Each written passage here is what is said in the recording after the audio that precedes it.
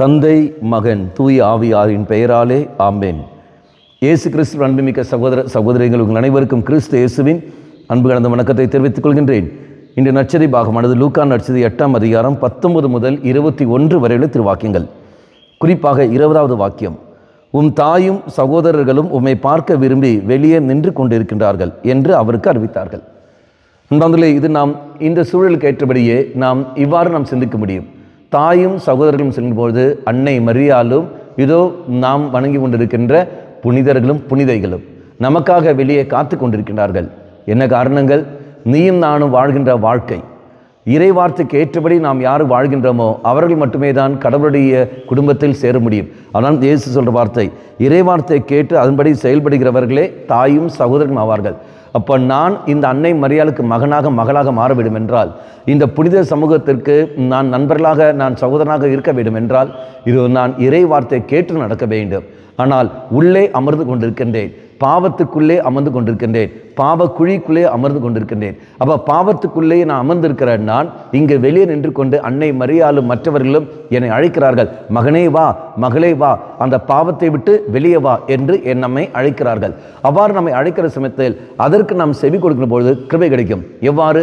அதுதான் நாம் செய்கின்ற பக்தி முயற்சிகள், நாம் செய்கிற ஜெபமாலையும் புனிதர்களுடைய வழிபாடும். இந்த ஜெபமாலையும் இந்த புனிதர்களுடைய வழிபாடுகள் இது எல்லாமே என்னை இயேசுவிடத்தில் கொண்டு வர வேண்டும், என்னை பலிப்பிடத்தை கொண்டு வர வேண்டும், என்னை பாவ சங்கீர்த்தனம் செய்ய அது தூண்ட வேண்டும், என்னை இறைவார்த்தை படிக்க அது வைக்க வேண்டும். மாறாக இந்த நான் செய்கின்ற பக்தி முயற்சிகள் என்னை வார்த்தை படிக்க அனுமதிக்க, வார்த்தை படிக்க தூண்டவில்லை, திருப்பலிக்கு வர என்னை தூண்டவில்லை, பாவ சங்கீதம் செய்ய என்னை தூண்டவில்லை என்றால் நான் செய்த ஜெபமாலையும் நான் செய்த இந்த பக்தி முயற்சிகள் இந்த புனிதர்களுடைய வழிபாடும் அது எல்லாமே வீணாக போய்விடும்.